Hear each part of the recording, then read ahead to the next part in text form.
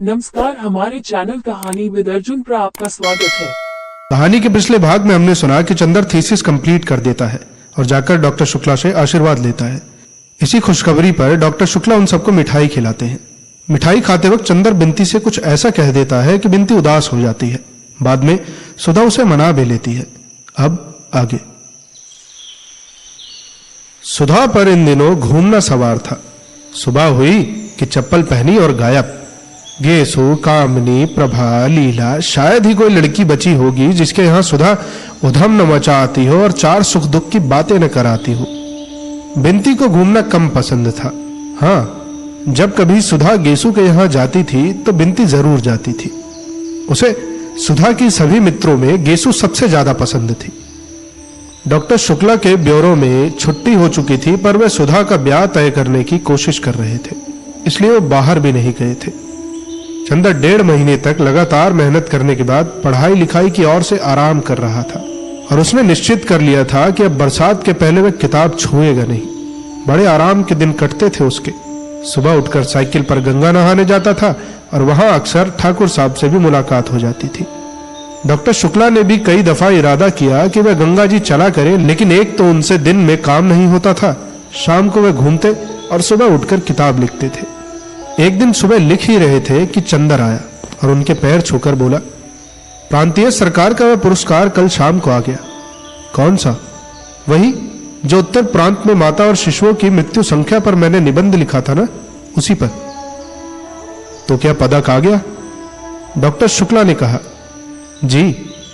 अपने जेब में से एक मखमली डिब्बा निकालकर चंदर ने दिया। पदक बहुत सुंदर था, जगमगाता हुआ स्वर्ण पदक जिसमें प्रांतीय राजमुद्रा अंकित थी। ईश्वर तुम्हें बहुत यशस्वी करे जीवन में। डॉक्टर शुक्ला ने पदक उसकी कमीज में अपने हाथ से लगा दिया। जाओ अंदर सुधा को दिखाओ। चंदर जाने लगा तो डॉक्टर साहब ने बुलाया। अच्छा, अब सुधा की शादी का इंतजाम करना है। हमसे तो कुछ होने से रहा, तुम्ही को सब करना होगा। और सुनो, जेठ दशहरा को लड़के का भाई और माँ देखने आ रही है और बहन भी आएगी गांव से। अच्छा। चंदर बैठ गया कुर्सी पर और बोला, कहाँ है लड़का? क्या करता है? लड़का शाहजहांपुर में है, घर के जमींदार हैं लोग। उसने लिखा है कि सिर्फ 10 आदमी बारात में आएंगे, एक दिन रुकेंगे, संस्कार के बाद चले जाएंगे। सिवा लड़की के गहने कपड़े और लड़के के गहने कपड़ों के और कुछ भी स्वीकार नहीं करेंगे। अच्छा, ब्राह्मणों में तो ऐसा कुल नहीं मिलेगा। तभी तो सुधा की किस्मत है, वरना तुम बिंती के ससुर को तो देख ही चुके हो। अच्छा, जाओ सुधा से मिलाओ। वह सुधा के कमरे में गया, मगर देखा सुधा है ही नहीं।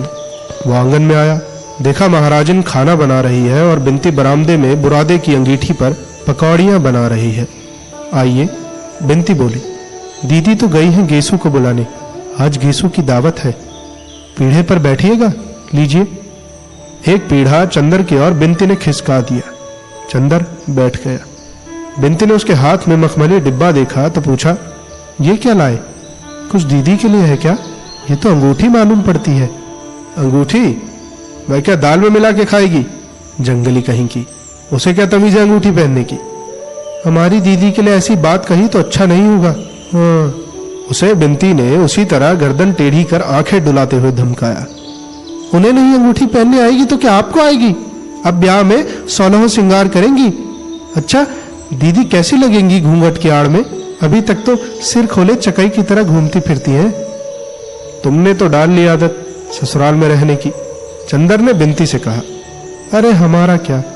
एक गहरी सांस लेते हुए बिंती ने कहा, हम तो उसी के लिए बने थे, लेकिन सुधा दीदी को ब्याह शादी में न फंसना पड़ता तो अच्छा था। दीदी इन सब के लिए नहीं बनी थी। आप मामा जी से कहते क्यों नहीं? चंदर ने कुछ जवाब नहीं दिया, चुपचाप बैठा हुआ सोचता रहा। बिंती भी कढ़ाई में से पकौड़ियां निकाल कर थाली में रखने लगी। थोड़ी देर बाद जब वह घी में पकौड़ियां डाल चुकी थी, तब भी वह वैसे ही गुमसुम बैठा सोच रहा था।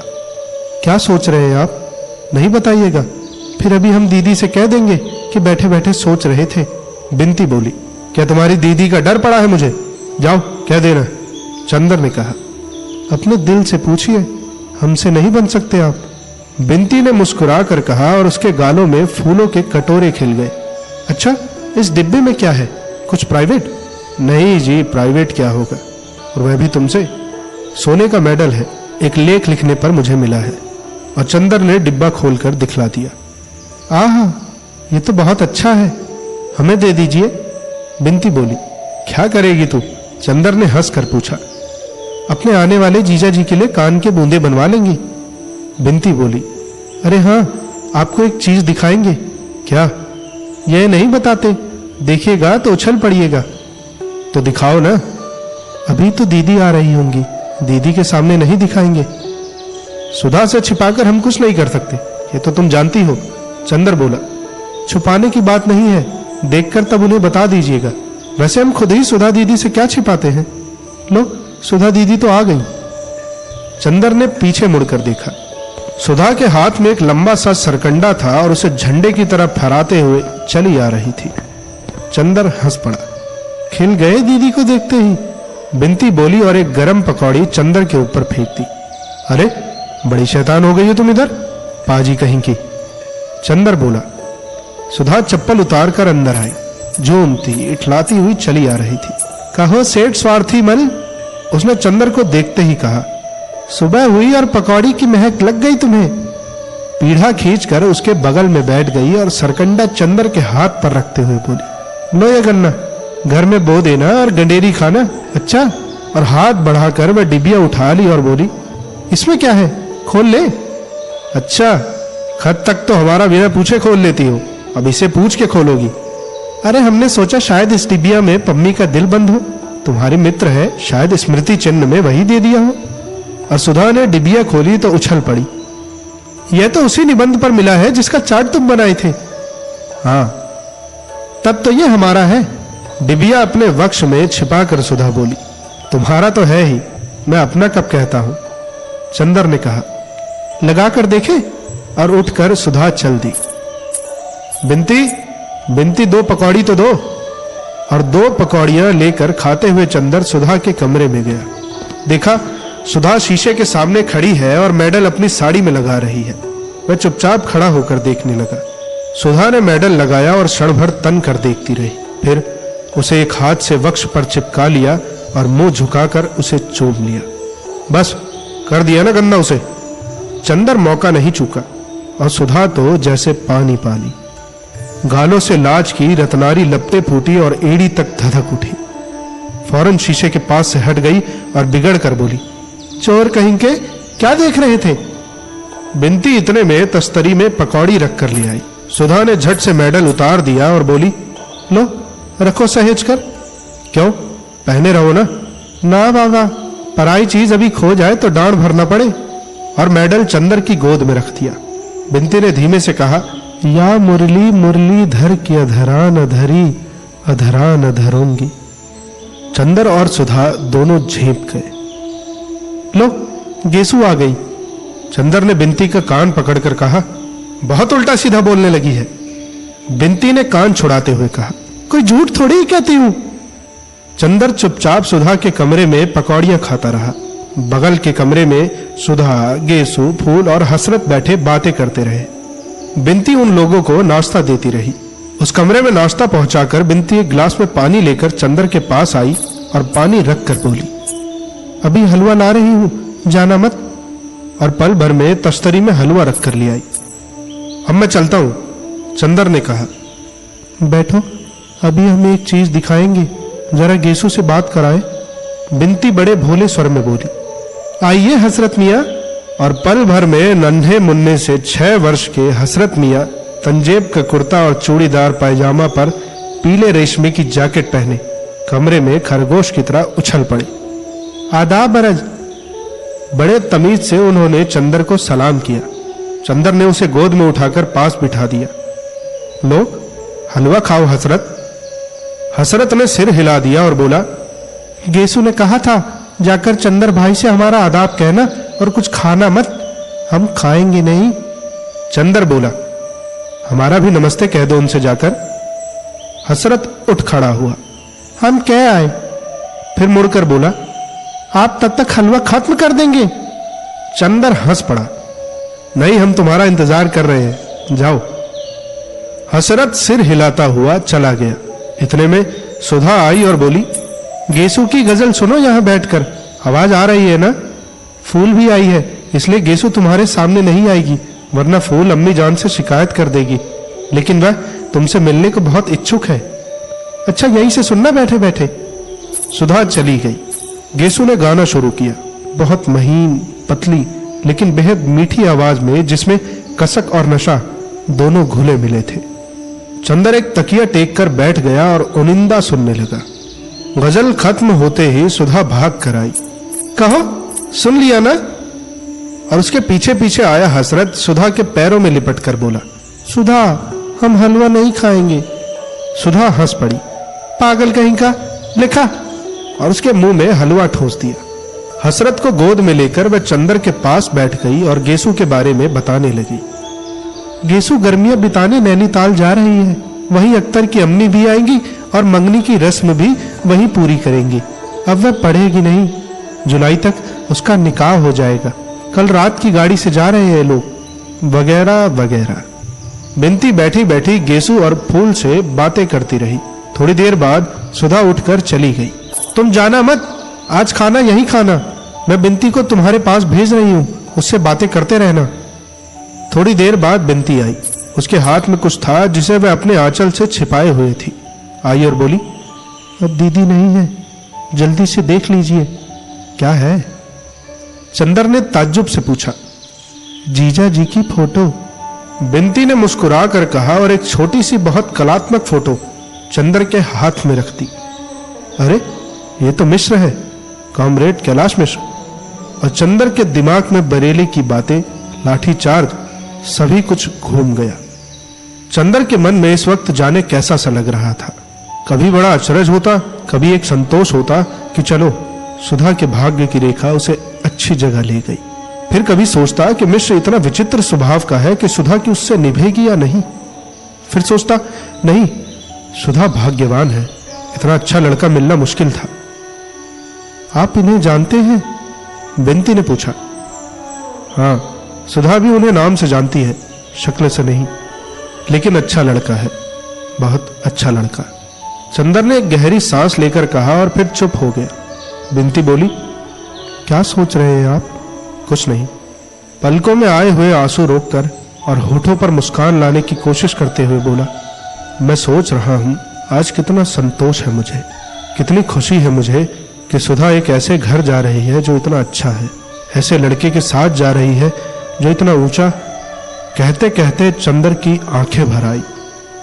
बिनती चंदर के पास खड़ी होकर बोली, छी चंदर बाबू, आपकी आंखों में आंसू, यह तो अच्छा नहीं लगता।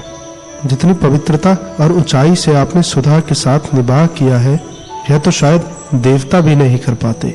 और दीदी ने आपको जैसा निश्चल प्यार दिया है, उसको पाकर तो आदमी स्वर्ग से भी ऊंचा उठ जाता है, फौलाद से भी ज्यादा ताकतवर हो जाता है। फिर आज इतने शुभ अवसर पर आप में कमजोरी कहां से? हमें तो बड़ी शर्म लग रही है। आज तक दीदी तो दूर, हम तक को आप पर गर्व था। अच्छा, मैं फोटो रख तो आऊं, वरना दीदी आ जाएंगी। बिनती ने फोटो ली और चली गई। बिनती जब लौटी तो चंदर स्वस्थ था। बिनती की ओर क्षण भर चंदर ने देखा और कहा, मैं इसलिए नहीं रोया था बिनती, मुझे यह लगा कि यहां कैसा लगेगा। खैर जाने दो, एक दिन तो ऐसा होता ही है ना, सहना पड़ेगा। बिनती बोली, हाँ सो तो है। अच्छा बिनती, सुधा ने यह फोटो देखी है? चंदर ने पूछा। अभी नहीं, असल में मामा जी ने मुझसे कहा था कि ये फोटो दिखा दे सुधा को, लेकिन मेरी हिम्मत नहीं पड़ी। मैंने उनसे कह दिया कि चंदर आएंगे तो दिखा देंगे, आप जब ठीक समझे तो दिखा दे। जेठ दशहरा अगले ही मंगल को है, बिनती ने कहा। अच्छा। एक गहरी सांस लेकर चंदर बोला। बिनती थोड़ी देर तक चंदर की ओर एकटक देखती रही। चंदर ने उसकी निगाह चुरा ली और बोला, क्या देख रही हो बिनती? देख रही हूं कि आपकी पलकें झपकती हैं या नहीं। बिनती बहुत गंभीरता से बोली, क्यों? इसलिए कि मैंने सुना था देवताओं की पलकें कभी नहीं गिरती। चंदर एक फीकी हंसी हंसकर रह गया। नहीं, आप मजाक न समझे। मैंने अपनी जिंदगी में जितने लोग देखे उनमें आप जैसा कोई भी नहीं मिला। कितने ऊंचे हैं आप, कितना विशाल हृदय है आपका। दीदी कितनी भाग्यशाली है। चंदर ने कुछ जवाब नहीं दिया। जाओ फोटो ले आओ, आज ही दिखा दूं, उसने कहा, और खाना भी ले आओ। अब घर जाकर क्या करना है? पापा को खाना खिलाने के बाद चंदर और सुधा खाने बैठे। महाराजन चली गई थी, इसलिए बिनती सेक सेक कर रोटी दे रही थी। सुधा एक रेशमी सनिया पहने चौके के अंदर खा रही थी और चंदर चौके के बाहर। सुबह के कच्चे खाने में डॉक्टर शुक्ला बहुत छूत छात का विचार रखते थे। देखो, आज बिनती ने रोटी बनाई है तो कितनी मीठी लग रही है। एक तुम बनाती हो कि मालूम ही नहीं पड़ती रोटी है कि सोखता। चंदर ने सुधा को चिढ़ाते हुए कहा। सुधा ने हंसकर कहा, हमें बिनती से लड़ाने की कोशिश कर रहे हो? बिनती की हमसे जिंदगी भर लड़ाई नहीं हो सकती। अरे हम सब समझते हैं इनकी बात, बिनती ने रोटी पटकते हुए कहा। और जब सुधा सिर झुकाकर खाने लगी तो बिनती ने आंख के इशारे से पूछा, कब दिखाओगे? चंदर ने सिर हिलाया और फिर सुधा से बोला, तुम उन्हें चिट्ठी लिखोगी? किन्हें? कैलाश मिश्र को, वही बरेली वाले। उन्होंने हमें खत लिखा था तो उसमें तुम्हें प्रणाम लिखा था। चंदर बोला, नहीं, खत वत नहीं लिखते, उन्हें एक दफे बुलाओ तो यहाँ। हाँ, बुलाएंगे अब महीने 2 महीने बाद, तब तुमसे खूब परिचय करा देंगे और तुम्हें उसकी पार्टी में भी भर्ती करा देंगे। चंदर ने कहा, क्या? हम मजाक नहीं करते, हम सचमुच समाजवादी दल में शामिल होंगे।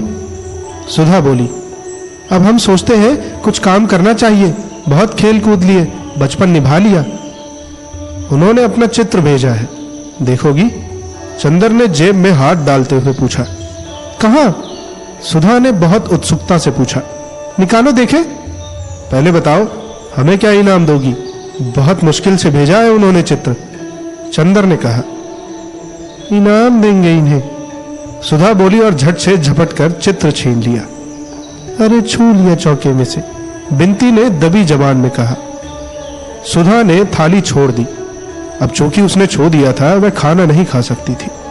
अच्छी फोटो देखी दीदी, सामने की थाली छूट गई, बिनती ने कहा। सुधा ने हाथ धोकर आंचल के छोर से पकड़कर फोटो देखी और बोली, चंदर सचमुच देखो कितने अच्छे लग रहे हैं, कितना तेज है चेहरे पर, और माथा देखो कितना ऊंचा है। सुधा फोटो देखते हुए बोली, अच्छी लगी फोटो? पसंद है? चंदर ने बहुत गंभीरता से पूछा। हाँ हाँ, और समाजवादियों की तरह नहीं लगते ये, सुधा बोली। अच्छा सुधा, यहां आओ। और चंदर के साथ सुधा अपने कमरे में जाकर पलंग पर बैठ गई।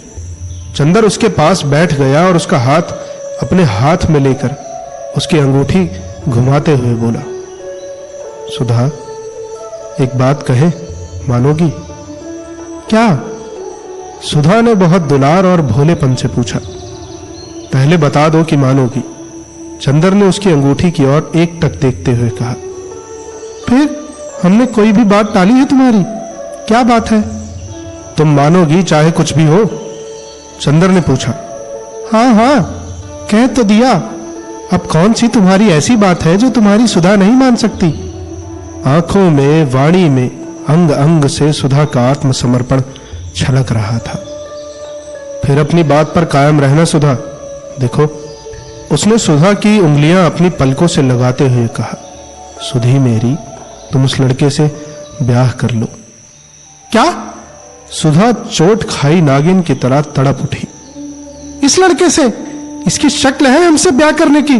चंदर, हम ऐसी मजाक ना पसंद करते हैं, समझे कि नहीं? इसलिए बड़े प्यार से बुला लाए, बड़ा दुलार कर रहे थे। तुम अभी वायदा कर चुकी हो, चंदर ने बहुत आजीजी से कहा। वायदा कैसा? तुम कब अपने वायदे निभाते हो? और फिर यह धोखा देकर वायदा करना क्या? हिम्मत थी तो साफ साफ कहते हमसे, हमारे मन में आता तो करते। हमें इस तरह से बांधकर क्यों बलिदान चढ़ा रहे हो? और सुधा मारे गुस्से से रोने लगी। चंदर स्तब्ध हो गया। उसने इस दृश्य की कल्पना ही नहीं की थी। वह क्षण भर खड़ा रहा। वह क्या कहे सुधा से, कुछ समझ ही नहीं आता था। वह गया और रोती हुई सुधा के कंधे पर हाथ रख दिया। हटो उधर। सुधा ने बहुत रुखाई से हाथ हटा दिया और आंचल से सिर ढकते हुए बोली, मैं ब्याह नहीं करूंगी, कभी नहीं करूंगी, किसी से नहीं करूंगी। तुम सभी लोगों ने मिलकर मुझे मार डालने की ठानी है तो मैं भी सिर पटक कर मर जाऊंगी। और मारे तैश के सचमुच सुधा ने अपना सिर दीवार पर पटक दिया। अरे! दौड़कर चंदर ने सुधा को पकड़ लिया, मगर सुधा ने गरज कर कहा, दूर हटो चंदर, छूना मत मुझे। और जैसे उसमें जाने कहां की ताकत आ गई हो, उसने अपने को छुड़ा लिया। चंदर ने दबी जबान से कहा, छी सुधा, यह तुमसे उम्मीद नहीं थी मुझे। ये भावुकता तुम्हें शोभा नहीं देती। कैसी बातें कर रही हो तुम? हम वही चंदर है ना? हाँ, वही चंदर हो, और तभी तो इस सारी दुनिया में तुम ही एक रह गए हो मुझे फोटो दिखाकर पसंद कराने को। सुधा सिसक सिसक कर रोने लगी। पापा ने भी धोखा दे दिया, हमें पापा से उम्मीद नहीं थी। पगली, कौन अपनी लड़की को हमेशा अपने पास रख पाया है? चंदर बोला। तुम चुप रहो चंदर, हमें तुम्हारी बोली जहर लगती है। सुधा, ये फोटो तुम्हें पसंद है? तुम्हारी जबान हिली कैसे? शर्म नहीं आई तुम्हें? हम कितना मानते थे पापा को, कितना मानते थे तुम्हें। हमें यह नहीं मालूम था कि तुम लोग ऐसा करोगे। थोड़ी देर सुधा चुपचाप सिसकती रही और फिर धधक कर उठी। कहाँ है वो फोटो? लाओ, अभी मैं जाऊंगी पापा के पास। मैं कहूंगी उनसे, हाँ, मैं इस लड़के को पसंद करती हूँ, वह बहुत अच्छा है, बहुत सुंदर है, लेकिन मैं उससे शादी नहीं करूंगी। मैं किसी से शादी नहीं करूंगी, झूठी बात है। और उठकर पापा के कमरे की ओर जाने लगी। खबरदार जो कदम बढ़ाया, चंदर ने डांट कर कहा। बैठो इधर। मैं नहीं रुकूंगी, सुधा ने अकड़ कर कहा। नहीं रुकोगी? नहीं रुकूंगी। और चंदर का हाथ तैश में उठा और एक भरपूर तमाचा सुधा के गाल पर पड़ा। सुधा के गाल पर नीली उंगलियां उपट आई। वह स्तब्ध, जैसे पत्थर बन गई हो। आंखों में आंसू जम गए, पलकों में निगाहें जम गई, होठों में आवाजें जम गई और सीने में सिसकियां जम गई। चंदर ने एक बार सुधा की ओर देखा और कुर्सी पर जैसे गिर पड़ा और सिर पटक कर बैठ गया। सुधा कुर्सी के पास जमीन पर बैठ गई। चंदर के घुटनों पर सिर रख दिया और बड़ी भारी आवाज में बोली, चंदर, देखे तुम्हारे हाथ में चोट तो नहीं आई? चंदर ने सुधा की ओर देखा, एक ऐसी निगाह से जिसमें कब्र मुंह फाड़कर जमवाई ले रहा हो। सुधा एकाएक फिर सिसक पड़ी और चंदर के पैरों पर सिर रखकर बोली, चंदर, सचमुच मुझे अपने आश्रय से निकाल कर ही मानोगे? चंदर, मजाक की बात दूसरी है, जिंदगी में तो दुश्मनी मत निकाला करो। चंदर एक गहरी सांस लेकर चुप हो गया और सिर थाम कर बैठ गया। 5 मिनट बीत गए। कमरे में सन्नाटा, गहन खामोशी। सुधा चंदर के पांवों को छाती से चिपकाए सोनी सोनी निगाहों से जाने कुछ देख रही थी। दीवारों के पार, दिशाओं के पार, क्षितिज से परे। दीवार पर घड़ी चल रही थी, टिक टिक।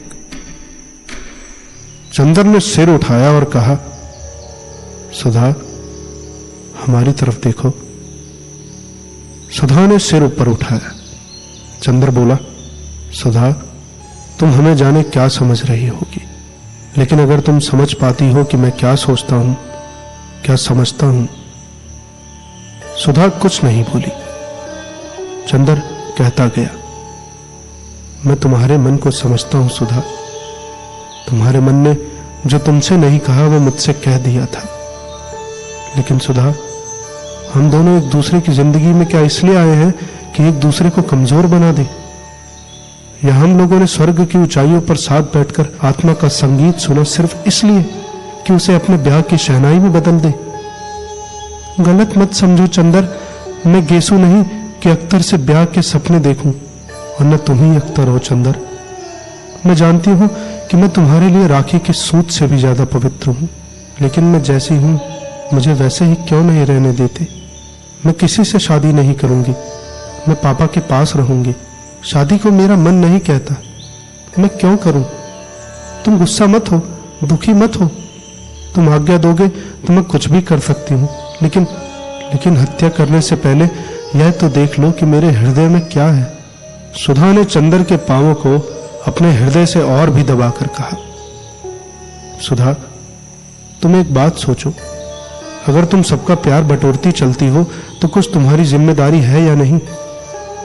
पापा ने आज तक तुम्हें किस तरह पाला, अब क्या तुम्हारा यह फर्ज है कि तुम उनकी बातों को ठुकराओ? और एक बात और सोचो, हम पर कुछ विश्वास करके ही उन्होंने कहा है कि मैं तुमसे फोटो पसंद कराऊं। अगर अब तुम इनकार कर देती हो तो एक तरफ पापा को तुमसे धक्का पहुंचेगा, दूसरी ओर मेरे प्रति उनके विश्वास को कितनी चोट लगेगी। हम उन्हें क्या मुंह दिखाने लायक रहेंगे भला? तुम क्या चाहती हो? महज अपनी थोड़ी सी भावुकता के पीछे तुम सभी की जिंदगी चौपट करने के लिए तैयार हो? यह तुम्हें शोभा नहीं देता है। क्या कहेंगे पापा कि चंदर ने अभी तक तुम्हें यही सिखाया था? हमें लोग क्या कहेंगे बताओ? आज तुम शादी न करो, उसके बाद पापा हमेशा के लिए दुखी रहा करे और दुनिया हमें कहा करे, तब तुम्हें अच्छा लगेगा? नहीं, सुधा ने भर्राए हुए गले से कहा। तब और फिर एक बात और है ना सुधी, सोने की पहचान आग में होती है ना। लपटों में अगर उसमें और निखार आए तभी वह सच्चा सोना है। सचमुच मैंने तुम्हारे व्यक्तित्व को बनाया है या तुमने मेरे व्यक्तित्व को बनाया है, यह तो तभी मालूम होगा जबकि हम लोग कठिनाइयों से, वेदनाओं से, संघर्षों से खेले और बाद में विजयी हों। और तभी मालूम होगा कि सचमुच मैंने तुम्हारे जीवन में प्रकाश और बल दिया था। अगर सदा तुम मेरी बाहों की सीमा में रही और मैं तुम्हारे पलकों की छाव में रहा और बाहर के संघर्षों से हम लोग डरते रहे तो कायरता है। और मुझे अच्छा लगेगा कि दुनिया कहे कि मेरी सुधा, जिस पर मुझे नाज था, वह कायर है।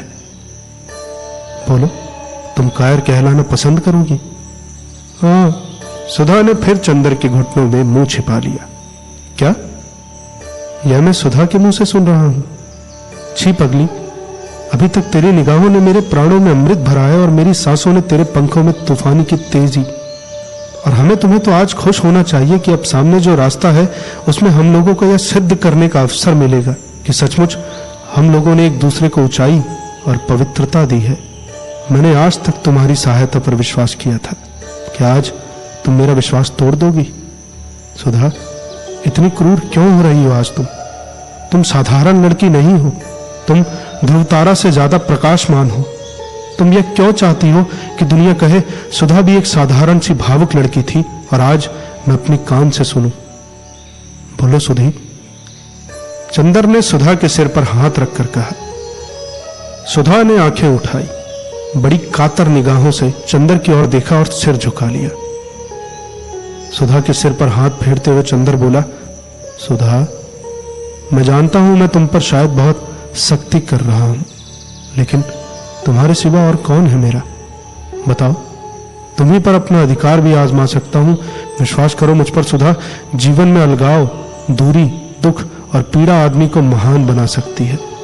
भावुकता और सुख हमें ऊंचे नहीं उठाते। बताओ सुधा, तुम्हें क्या पसंद है? मैं ऊंचा उठूं तुम्हारे विश्वास के सहारे और तुम ऊंची उठो मेरे विश्वास के सहारे। इससे अच्छा और क्या है सुधा? चाहो तो मेरे जीवन को एक पवित्र साधन बना दो और चाहो तो एक छिछली अनुभूति। सुधा ने एक गहरी सांस ली, क्षण भर घड़ी की ओर देखा और बोली, इतनी जल्दी क्या है अभी चंदर? तुम जो कहोगे मैं कर लूंगी। और फिर वह सिसकने लगी, लेकिन इतनी जल्दी क्या है? अभी मुझे पढ़ लेने दो। नहीं, इतना अच्छा लड़का फिर नहीं मिलेगा और इस लड़के के साथ तुम वहां पढ़ भी सकती हो। मैं जानता हूं उसे, वह देवताओं सा निश्चल है। बोलो, मैं कह दूं पापा से कि तुम्हें पसंद है? सुधा कुछ नहीं बोली। मौन का मतलब हाँ है ना? चंदर ने पूछा। सुधा ने कुछ नहीं कहा। झुककर चंदर के पैरों को अपने होठों से छू लिया और पलकों से 2 आंसू चू पड़े। चंदर ने सुधा को उठा लिया और उसके माथे पर हाथ रखकर कहा, ईश्वर तुम्हारी आत्मा को सदा ऊंचा बनाएगा सुधा, मुझे तुम पर गर्व है। उसने एक गहरी सांस लेकर कहा और फोटो उठाकर बाहर चलने लगा। कहां जा रहे हो? जाओ मत। सुधा ने उसका कुर्ता पकड़कर बड़ी अजीजी से कहा, मेरे पास रहो, तबीयत घबराती है। चंदर पलंग पर बैठ गया। सुधा तकिए पर सिर रखकर लेट गई और फटी फटी पथराई आंखों से जाने क्या देखने लगी। चंदर भी चुप था, बिल्कुल खामोश। कमरे में सिर्फ घड़ी चल रही थी, टिक टिक। थोड़ी देर बाद सुधा ने चंदर के पैरों को अपने तकिए के पास खींच लिया और उसके तलवे पर होंठ रखकर उसमें मुंह छिपाकर चुपचाप लेटी रही। बिनती आई, सुधा हिली भी नहीं। चंदर ने देखा वह सो गई थी। बिनती ने फोटो उठाकर इशारे से पूछा, मंजूर? हाँ। बिनती ने बजाय खुश होने के चंदर की ओर देखा और सिर झुका लिया और चली गई। सुधा सो रही थी और चंदर के तलवों में उसकी नरम कुंवारी सांसें गूंज रही थी। चंदर चुपचाप बैठा रहा। उसकी हिम्मत न पड़ी कि वह हिले और सुधा की नींद तोड़ दे। थोड़ी देर बाद सुधा ने करवट बदली तो वह उठकर आंगन के सोफे पर जाकर लेट गया और जाने क्या सोचता रहा। जब उठा तो देखा धूप ढल गई है और सुधा उसके सिरहाने बैठे उसे पंखा झल रही है। उसने सुधा की ओर एक अपराधी जैसी कातर निगाहों से देखा और सुधा ने बहुत दर्द से आंखें फेर ली और ऊंचाइयों पर आखिरी सांसें लेती हुई मरणासन्न धूप की ओर देखने लगी। चंदर उठा और सोचने लगा तो सुधा बोली, कल आओगे कि नहीं? क्यों नहीं आऊंगा? चंदर बोला, मैंने सोचा शायद अभी से दूर होना चाहते हो। एक गहरी सांस लेकर सुधा बोली और पंखे की ओट में आंसू पोंछ लिए। अब आगे की कहानी सुनने के लिए और कमेंट कीजिए उन किताबों के नाम जो आप सुनना चाहते हैं। मिलते हैं आपसे अगले भाग में।